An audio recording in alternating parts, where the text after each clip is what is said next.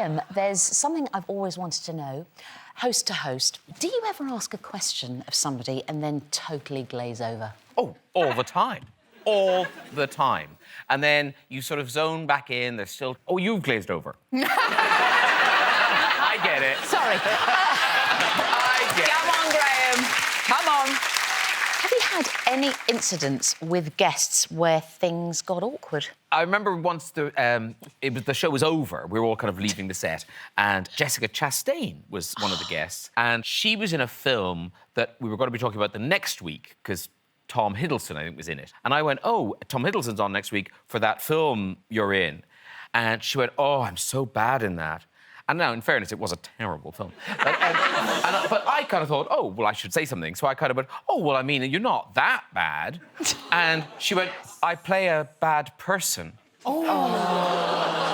And it's like, you can't really backtrack now, because So, I was like, anyway, bye. Now, Desiree, welcome to Unforgivable. Thank lovely you. to see you. I'm right in thinking that you used to be a dominatrix. Yes. I mean, I wouldn't call it unforgivable because they paid, you know? But, like, you can hit them everywhere, avoid major organs, don't hit them in the eyes or the kidneys. Everything else is fair game. Wow. You could be a nun. Alex, is that how you ended up like that from the dominatrix stuff? He said I could make those jokes. Lou Sanders will not be here next week. Can I still go on last leg, even though what I said... No. Graham, can I go on your show instead, then? You can attend it, yes. Now, round one is Original Sin, gang, OK? Prepare yourselves. It could also be called What Shitty Thing Did You Do When You Were Younger? As a little bit of fun, we'll be pairing this show with a wine from the Graham Norton vineyard. Now, look, gang, everyone's got one. We've gone for Norton's Blush, which is pink, fresh, fruity and dry. That's also written on Pruleith's Tinder profile. Anyway... So we've asked our panel to dig deep in their buried psyches and dredge up their worst confessions in order to lose points. Yes, your ears aren't deceiving you. I did say lose. The best story will get -5 points, the next -3 points, and the last, a big fat 0. But if your story moves me in the worst way, there is a chance, my friends, that I will strike the wrong gong. Giving you a whopping bonus -10 points. And if you're lucky, you can have a blow on my jugs. I keep them half filled just for that reason. Now... It's slightly more format-heavy than I was imagining. Just like Jimmy, Al Capone also did not pay his taxes. And also... Oh. And also died from syphilis.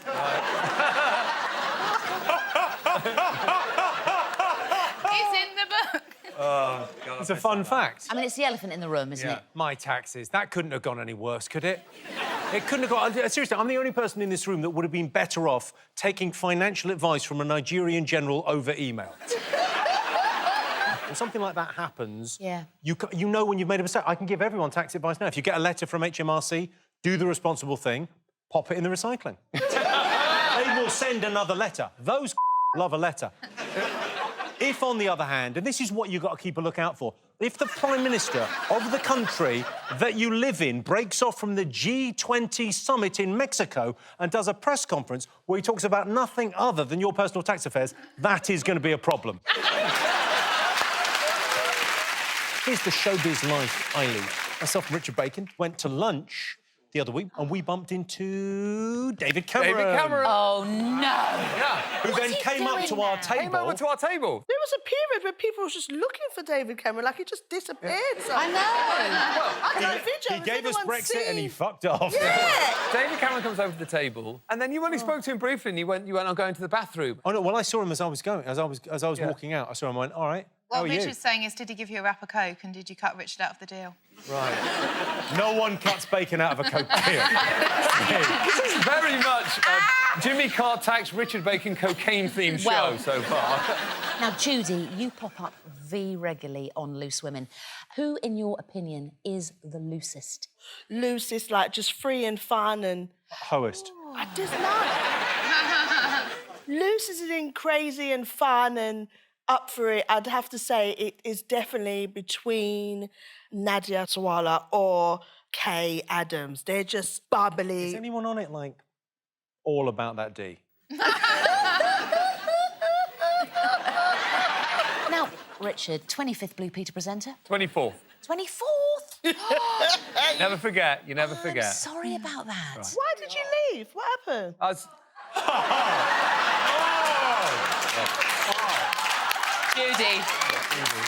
Judy. So great. Richard, if you could just explain to it was a punctuality. Richard and Judi, everyone. I got fired for punctuality. Because if you take a lot of coke, you're always late for things. Do you remember Fred and Frida, the tortoises on Blue Peter? Yeah. Big white lines. Well, he gave them coke. I didn't give any tortoises coke, right? So I got fired for taking drugs. I'm so sorry. But he shouldn't have done it live on the show. No. They would shout, "That's a rap," and I'd shout, "Where?"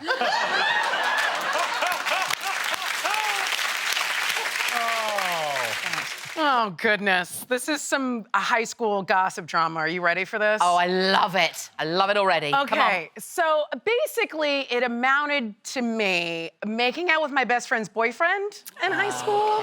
Oh, the audience don't like that, Desiree. I know. They don't like that. There's a sea change. Okay, look, here's what happened. She was like a good Catholic girl. Her mother would let her do nothing. So she had this boyfriend, but like she could never hang out like after school, like past like 5 o'clock or anything, right? Yeah. And so she was never there and all the rest of us were. Great. And then there was like this one, like he drove me home one night, he was dropping me off and I was about to leave and it was perfect. Like Sweet Dreams came on the radio, right? Which is like, Lovely. right? So like, I Yep. think it was just the tension was too much. And then he just like hauled off and kissed me. And I was like, oh no. So it was that classic sort of nerdy fat girl in high school, suddenly someone's paying attention to me, and I'm like, oh my God, maybe like I'm gonna be a side piece, which is the worst. Don't live your life this way.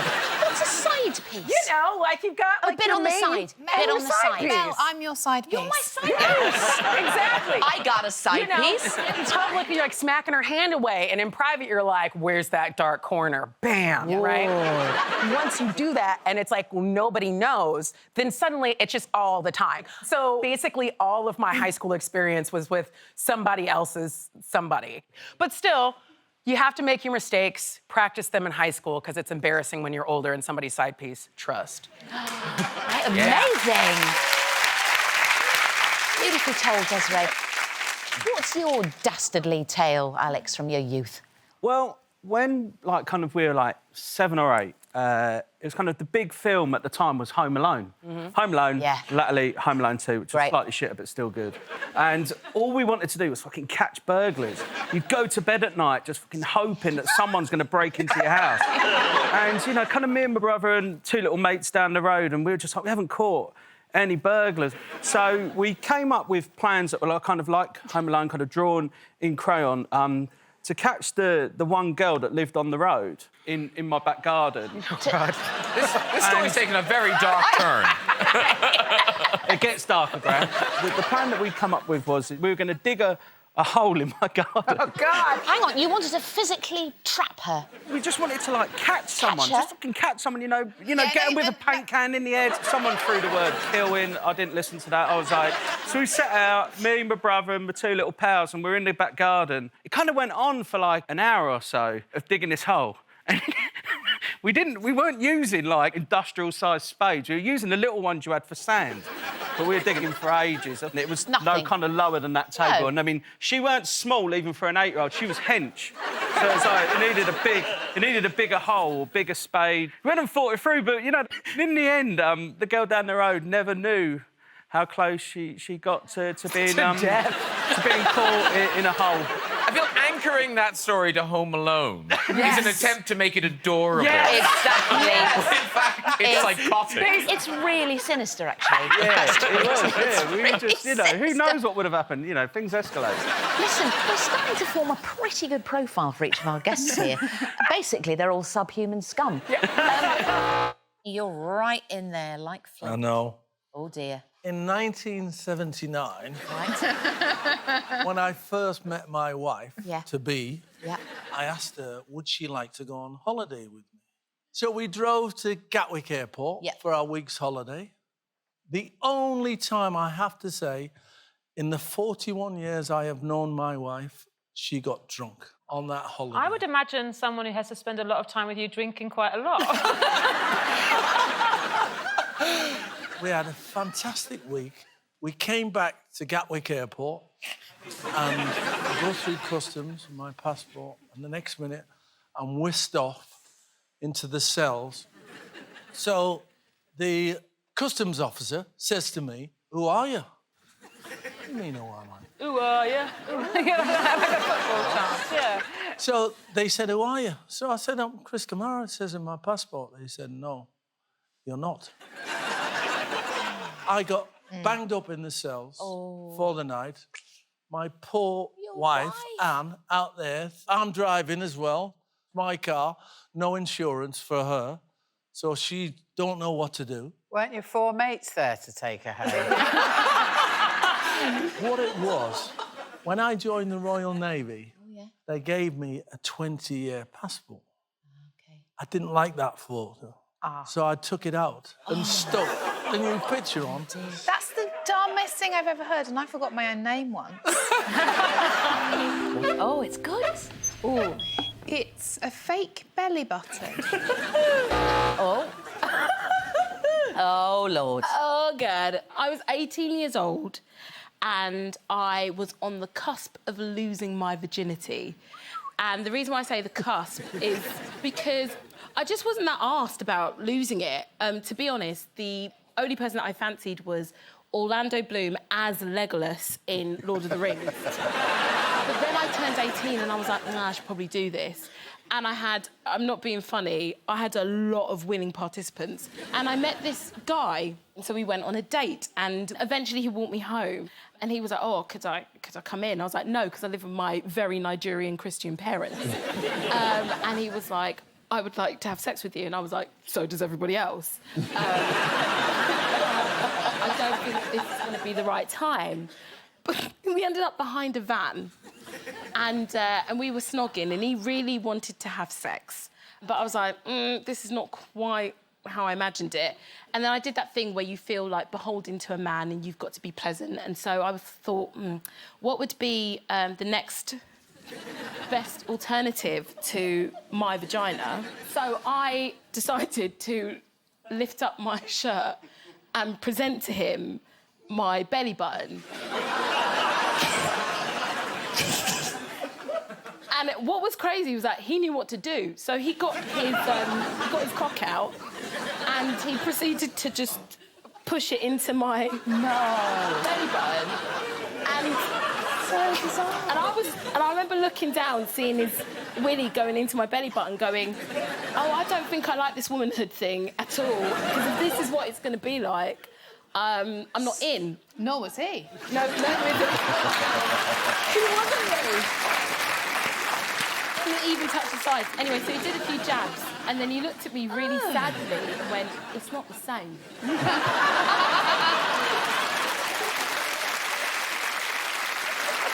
I would have loved it if that was on the mystery guest round.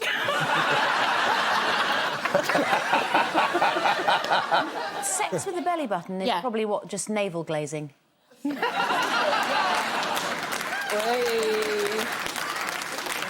You're right. She's fine. I'm fine. Have you seen my belly button? No, but I'd like to now. You never said that to me, Doug. Please begin. OK, shall I set the scene for you? Oh, please. I'm feeling like this is maybe 1990, possibly 1991, yeah? Love so it. Little goose, mini goose. Mini goose. Before the beers. Still a little wanker, but I was little at my mum, single mum, working hard for us, me and my sisters and that. She invested at the time in something called a VCR. It's quite a rare thing on our street. Not many people had VCRs. So my sisters, who were older than me, very proud of it. And then they retell the stories, one of my earliest memories, of me walking up to that VCR for no good reason and then pissing in the flap of the VCR. Oh, no. suppose it's early streaming technology, isn't it? Come on. But did it work after that, though? No, there was steam coming out, like smoke coming out. The one thing I do remember is, like, obviously pissing in the flap, yeah? And it was turned on, and it's sparking. Wow. So one of the first memories I have of the magic that my can do, yo, it causes sparks and electricity. I will never forget that moment because even at that young age, it's the first time I was ever kicked in the chest. By your mum? Yeah, by my mum. She came out of nowhere, BOW! Kick in the chest. The footprint was on my chest for quite a long time. And some of you might be thinking that's harsh to kick like a 5-, 6-year-old in the chest. I never pissed in that VCR again. Never, ever.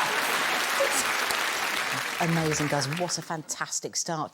Greg, please, hit us with your worst. Well, I was a greengrocer, and actually, I never actually got a chance to work on a stall. It was always wholesale, so I never got the chance to shout out, lovely aubergines, tell your mum. So, Covent Garden Market, I was a young warehouseman, and I had a boss who I'm pretty sure used to drink too much. And he'd come in every day, smelling like a bottle of Pinot. Daddy? And he always used to pick on me and the state of the scales. Now, everybody used the scales to weigh stuff, but he always used to pick on me. So, cups of tea in the polystyrene. When it was really cold, we'd have a wazzer. What's a wazzer? That was a cup of tea before you put the whiskey in it. We'd have a wazzer, and then I found his, took the polystyrene lid off, and rubbed a habanero chili around the room, stuck it back, and sneaked away. Oh. And he just screamed. Oh, Greg. When they heard that you were giving a spicy rimming story, I think they were expecting something a bit more colourful. When I was a kid, my mum, you know, so she cooked a lot, West Indian background, you know, Jamaican. We love fried fish and stuff like that. And, you know, we went to the fun fair and got some little treats, you know, candy floss, goldfish. Nice. And my mum was downstairs and I came home and I thought to myself, I want to cook for my mum. Do you know what I mean? I want to be that kid that supports her, you know? And Ballsy, what I called him, was looking at me in the tank. He was swimming around, he was swimming a little around, looking at me, and I thought, Ballsy, Ballsy, you great will name. taste nice with a little bit of Scotch bonnet and salt and pepper.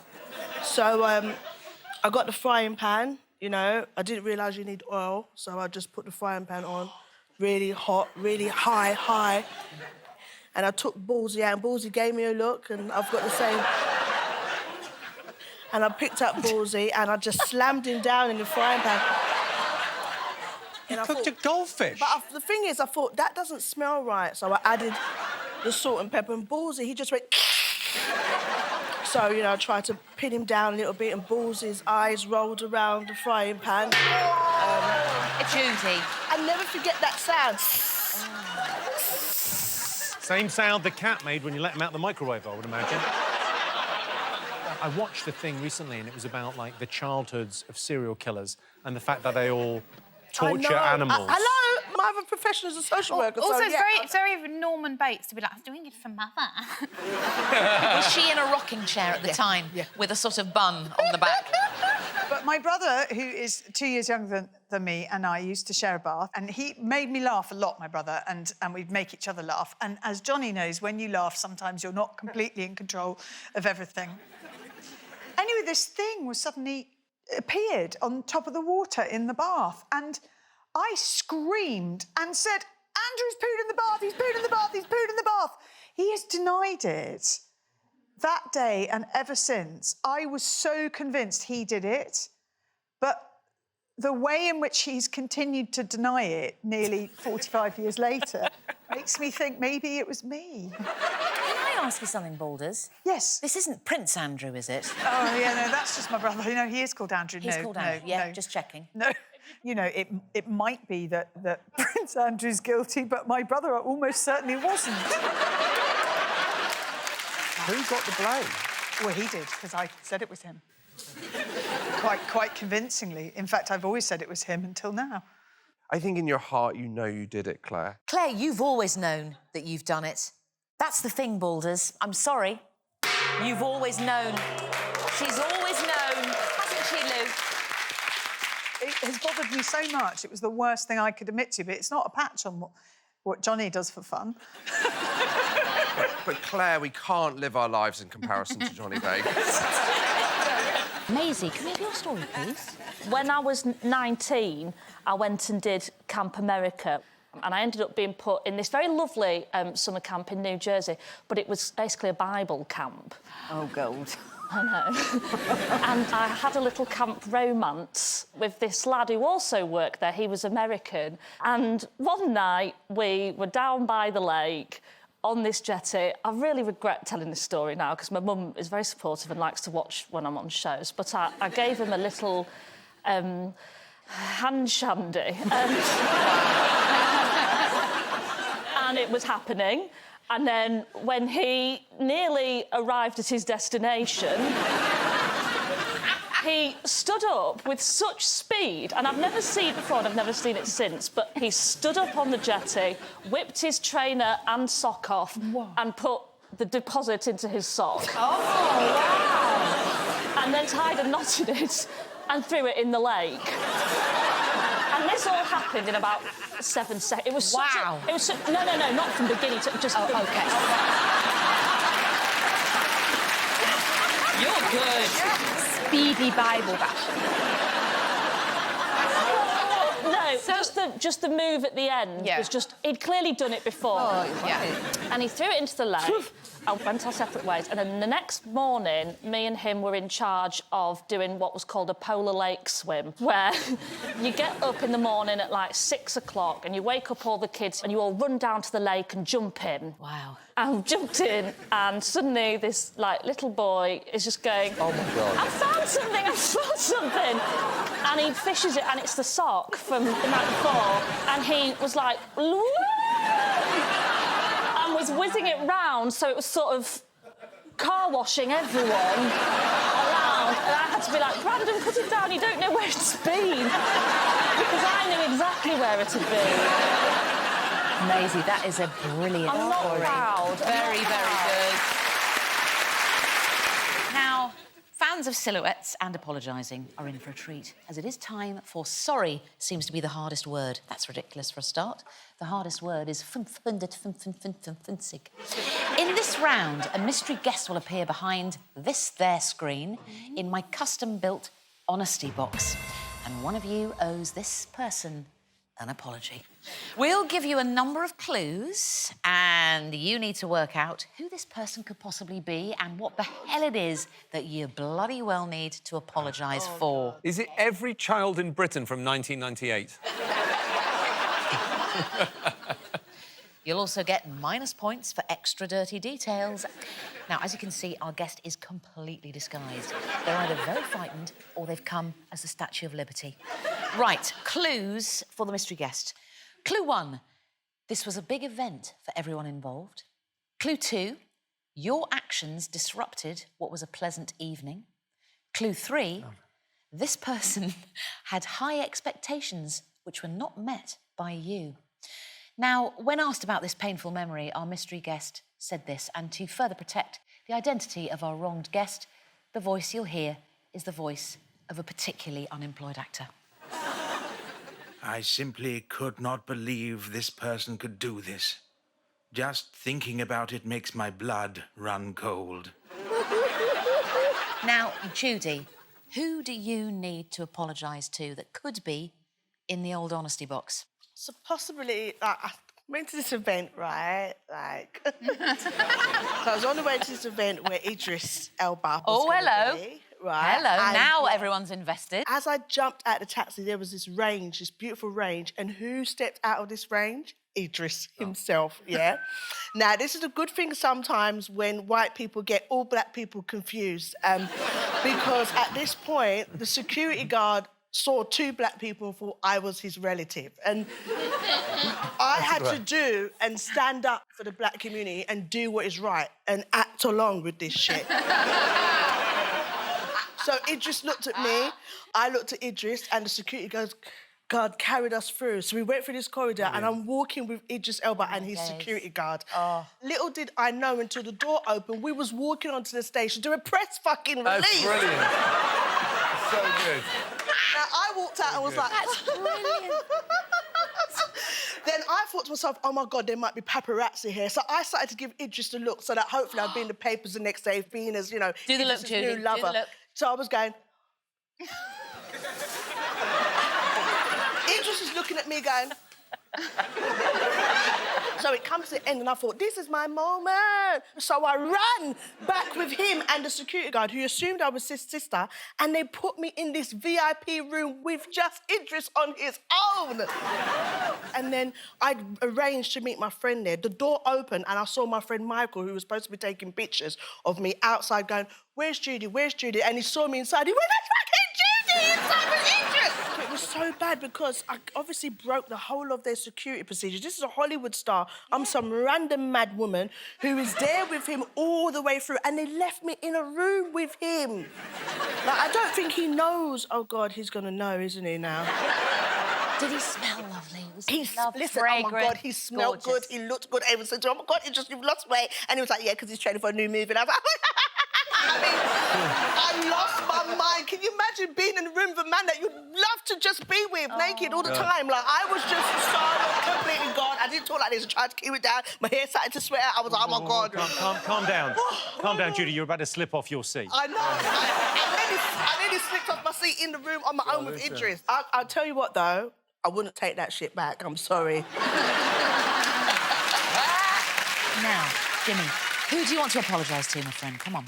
I did one slightly bad thing in America, which was a big day for everyone. It was a friend was getting married. Right. And I was doing a reading at the wedding. Yeah. And I was, I don't want to be a dick about it, but I was terrific. I gave her, it was perfect, it was emotional, it was beautiful. And my friend knew that I'm pretty good at that sort of thing. And so the bride's best friend wanted me to coach him a little bit on the reading. Oh, he's nice, actually. Yeah, Jimmy's lovely, yeah. Lovely.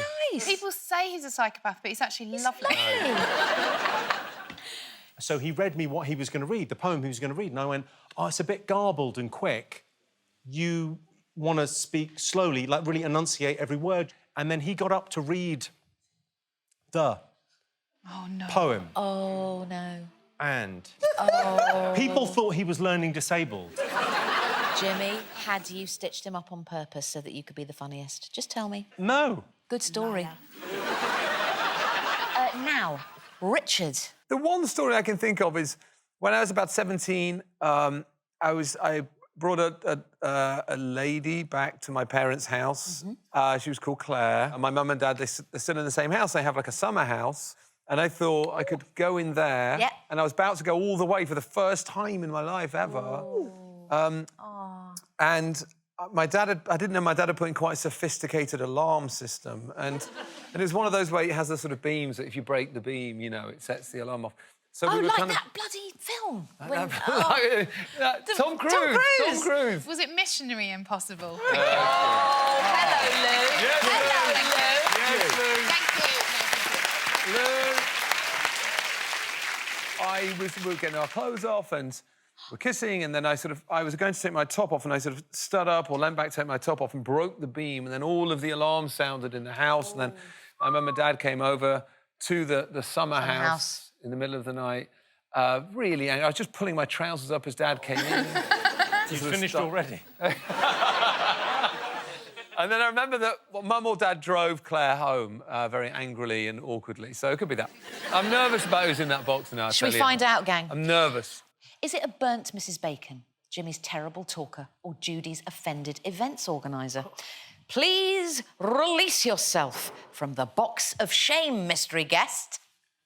Who could it be? Where's my mum?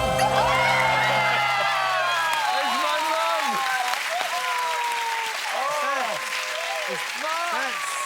Mrs. Bacon, talk to us about the summer house, please. We desperately want to know about the summer house. Well, it was horrifying, and I think I was horrified because I sort of thought... I sort of didn't think he knew about doing things like that. She's still disappointed now. You know what it is? It's one of those things when you're a parent and you realise your kid's getting some and you're not. That's when it's... Sorry, who drove the girl home? I think it was... I didn't. It was Dad. It was Paul. Dad drove her home? Yeah. Oh, well, at least someone got some. Great. Mum, Mum, is Dad here tonight? All right, is it just you? No, he's with Clare. I apologise. I apologise for him. Mum, it's so nice to see you. Oh, good. It's so, Hang on. Don't try and wrap your mother up. Right. We haven't finished with Mrs. Bacon. It's just one incident. It's one of numerous incidents. What's the one that really stands out? When he was at school, I got a letter one morning, and it said, "I'm sorry to tell you that your son has been found smoking." So he was 13 at the time, and as a result, we have to rusticate him. And the housemaster was called Mr. Driver, and I thought, well, I'm going to have to ring him. Yeah. And I rang him, and I said, "Mr. Driver, it's Richard's mother here." I said, "I'm just ringing about this letter." He goes, "What letter?" And he knew nothing about it. Richard had managed to get some letter-headed paper from his room and write this story about smoking just to wind me up. No way. Good. I love it. Thank you. Thank you, everyone. Thank you. Right, gang, an enormous thank you to Mrs. Bacon. Thank you so much, Mrs. Bacon. Oh. Now, Lou, care to sum up? Yeah, I'll sum up like this. Idris Elba doesn't ask many questions. Jimmy's available for weddings. And his mum's really fit. Yeah. Yes. So, scoring time. Well, after that round, I've decided it's 0 points for Jimmy. Judi scored -5 and -13 for Richard. Now, actually, all that reminds me of another restaurant apology that you owe Graham Norton. I'm just going to go over into the booth myself, actually. Excuse me. The next voice you hear will be of an actor, so that you don't know that it's me. Do you remember arranging to meet a certain Melanie Philomena Giedroyc for lunch? So how do I start? So basically, Basically, what happened? Okay. What happened, gang, was Graham asked me to meet him for lunch. I'm really chuffed. That's a lovely, lovely thing. So I went there, appointed day, appointed time, sat, was rather shishy, lovely little restaurant in Soho, and I sat there, really lovely. I dressed up a little bit, you know, really excited to see Graham. And the clock went by and it was, 10 minutes. OK, that's fine. I'm not quite looking like a bell end yet. I will be probably in about 10 minutes, but at the moment, everything cool. So Mel's doing this. Mel's in a restaurant by herself. For an hour, Graham! But me, unaware, totally forgotten about this. I've totally forgotten that I'm seeing Mel for lunch. I meet another friend. And I go, "Do you want to go for lunch?" And they went, "Yeah." And I went, "Why don't we go to that restaurant?" What was going on in my fucking mind? Let's go to the restaurant I've already arranged to go to. And stood me up. So we walk in, and the maitre d' person went, "Oh, she'll be so pleased you're here." And I'm thinking, who the fuck is over here? And then I see this smiling face, and you know that thing where the mist cleared, and I was like, "Oh, shit." But